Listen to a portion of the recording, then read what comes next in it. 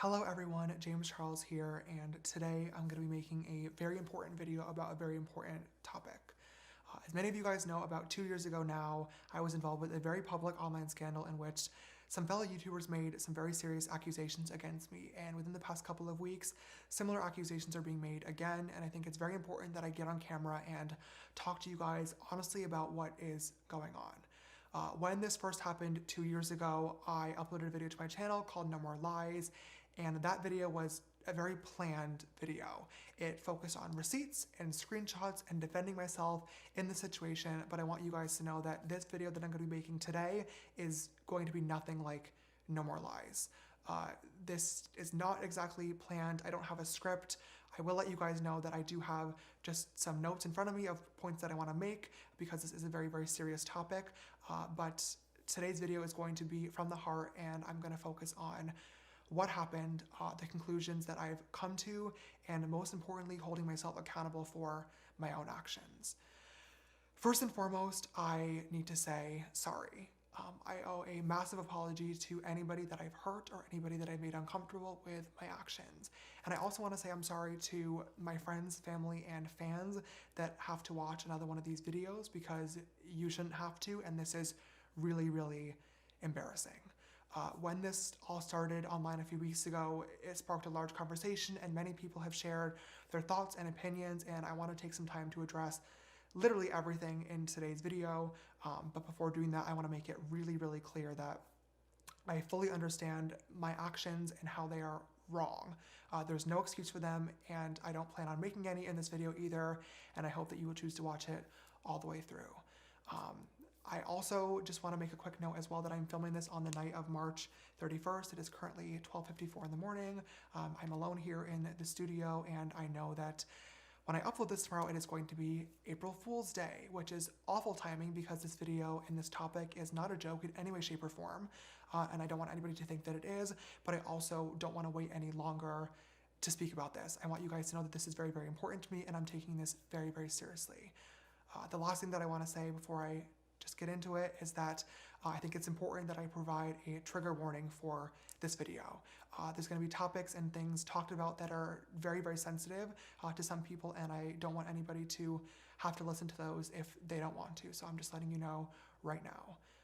But with all that said, I think it's time that we talk. In case anybody isn't aware of what's going on, within the past couple of weeks, 2 different people, both under the age of 18, have recently come forward saying that they had inappropriate messages with me on social media. One of them being from last year and one of them being from more recent.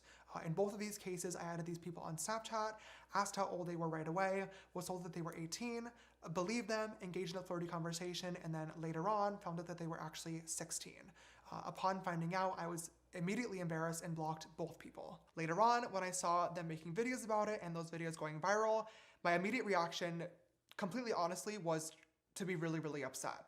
I wanted to get on camera and film another No More Lies video where I gather all my receipts and all my screenshots and try to tell my side of the story and then just move on from the situation. And now, looking back, that was so stupid because as I did more research on these topics and self-reflected, I realized that the receipts and the screenshots and the specific details of the interaction really don't matter because I fucked up. And I needed to take accountability for my actions and most importantly, apologize to the people that were affected by them.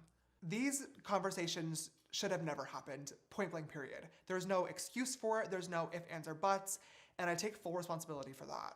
I trusted the information that was given to me rather than the information I could have and should have gotten myself. In both of these situations, doing research into these people's public social media profiles would have revealed their true ages, and therefore these conversations would have never happened in the first place, but I didn't do the research, and that is what is so embarrassing. As an adult, it is my job and my responsibility to verify who I'm talking to, and therefore there is no one to blame for this other than myself. To the guys involved with this situation, I want to say I'm sorry. I'm sorry that I added you, I'm sorry that I flirted with you, and I'm really sorry if I ever made you uncomfortable. It is completely unacceptable. I was being reckless, and after looking back and finally realizing that this was my own fault, I started doing a lot of thinking and reflecting to really try and figure out why I was actually allowing myself to be so reckless in the first place. In all other areas of my life, my friends, my business, I like to think of myself as pretty put together and on top of things. And I couldn't understand why relationships were the one outlier. Why were they not working? Why was this area of me so different? And I finally came to a conclusion. It sucks and it is ridiculously embarrassing to admit this, but I think I have to, and that is that I'm desperate. I do understand that with these videos coming to light, it's really starting to, not even starting, it's really looking, period, like I'm actively searching for younger people to be in a relationship with. And I just want to say firsthand that that is absolutely not the case. My hope has always been to be in a relationship with somebody around my age or older that I can relate to and that can make me laugh. And unfortunately, I've not been able to find that person yet, but the idea of actually being in a relationship became so important to me that I was willing to trust too quickly, miss out on red flags, and most importantly, not take the precautionary measures that really anybody, but especially somebody with a public platform, should be taking before talking to anybody. And there's no excuse for that. When I've watched videos in the past of people talking about serious topics, such as this one, it's always really bothered me when people would talk about conclusions or changes that they're going to make without actually talking about how they got there in the first place. So I think it's really important that I do that in this video. I just honestly think that I owe it to you guys to kind of walk you through the reflection that I've been doing, so you know that I'm taking this seriously, how I came to terms with my desperation, and how it led me here. In 2019, my dating life became even more public than it already was when I was called out and labeled as a predator. You guys, I feel like at this point, all know the story, so I don't want to go back into details, but pretty much I had to get on camera and prove that I was being lied to. I had all the receipts to back it up, but at the time I also recognized that I definitely needed to change the way I was going about dating because clearly something was not working. And in that video, I made a vow and a promise to myself and to you guys as the audience that I would be way more careful moving forward. And that promise was not one that I kept.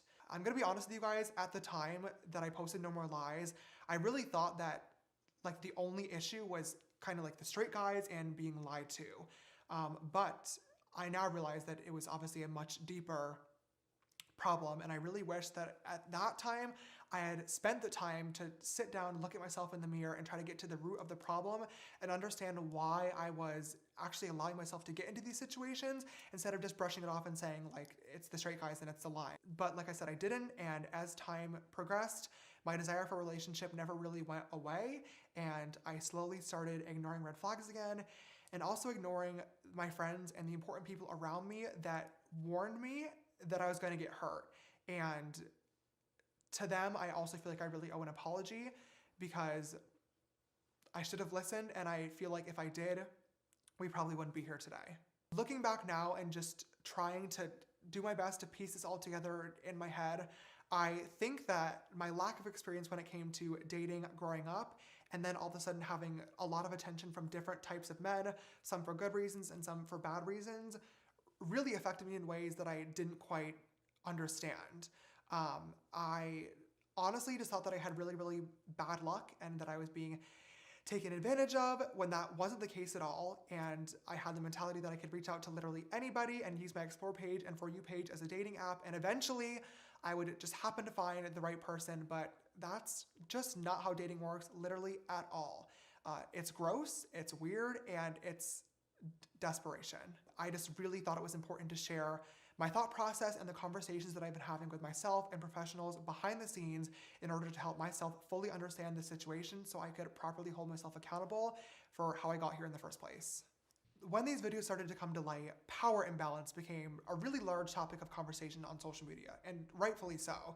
In 2019, when I had my whole situation, I was accused of abusing my fame, money, and power to get what I wanted. And when I responded to that at the time, I said that that was disgusting and that I would never want to do that. And to this day, I still stand behind that sentiment 1000%. So when it was getting brought up again, I got really, really frustrated and was trying to understand because I was thinking to myself like, okay, I know that this situation shouldn't have happened. I know that this conversation shouldn't have occurred. I take responsibility for that. But at the same time, like they DM'd you first. They lied to you. They flirted first. Like you didn't use your fame, money, and power to get anything.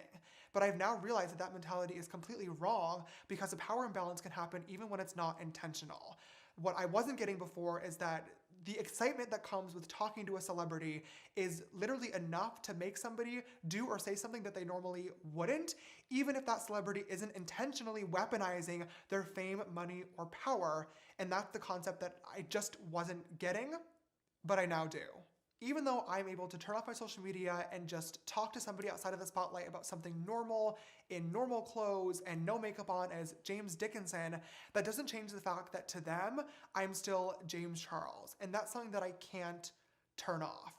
For me, having a public platform has become such a huge part of my life that at this point, it does feel normal. But I have to understand that to 99.9% of people, it's not normal and will never be normal. And that's where the power imbalance lies that I wasn't understanding. But I'm so glad that I finally do, because like I said in 2019, taking advantage of that power imbalance is something that I would never ever want to do, but unintentionally was. With this situation blowing up, there are a lot of people speaking about this online, whether it be sharing their opinions, arguing back and forth, or most importantly, holding me accountable for my actions. I understand that posting this video today is not going to stop those conversations, but is going to spark more of them. And that's something that I am completely okay with, because I really feel like these are topics that we need to be speaking about a lot more. I also want to make it clear too that through uploading this video today, my hope and my expectations are not to press post and then forget about it and move on and wash my hands as if nothing happened, because something did happen. And what happened was not okay. And I don't want to just forget about it.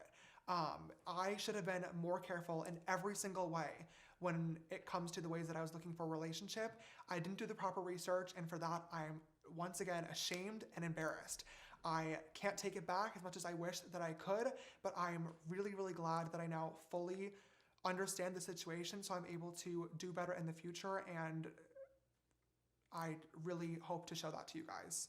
I'm a firm believer that when scandals or situations like this happen, you can get on camera and upload an apology video where you say sorry a million times all day long, but the only way to actually show and prove that you are sorry is through action and change, and I'm going to change. This whole situation has been so embarrassing and I'm ashamed, but like I said, I'm now educated and fully understand what went on, and I'm making a promise to all of you right now on camera that I will be way more careful moving forward with every single person that I speak to. My For You page and Explore page are not dating apps, and I will stop treating them as if they are. I also have already started asking for proper identification from every single guy that has either reached out or that I was speaking to, and will continue doing so for the rest of time. I now understand the root of the problem. I understand how and why I, and only I, caused myself to get into this situation. I understand that this could have and should have been easily avoided, and I also understand that I need to be aware of my platform at all times. I didn't understand how a situation like this could affect the people involved, but now I do. And for that, to the victims, I am so, so sorry. And I promise that something like this will never, ever happen again. I also feel like I owe an apology to my friends, family, team members, and also fans that had to watch this all go down again.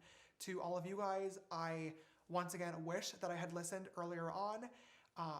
You guys saw this and I didn't, and I'm really, really sorry for not taking that seriously and not being a better person and a better role model like I promised that I would be. I'm going to be taking some time away to reflect and further educate myself on these topics. I think at this point it's really important that I do so I'm able to follow through with my word and prove to you guys that I will be a better person. Even though I won't be here posting, I do want people to know that I will still be here, available, listening, and learning. At this point, if you made it all the way through the video, I really appreciate it and just wanted to say thank you for listening, and I hope to never disappoint you again. See you soon. I'ma dox you.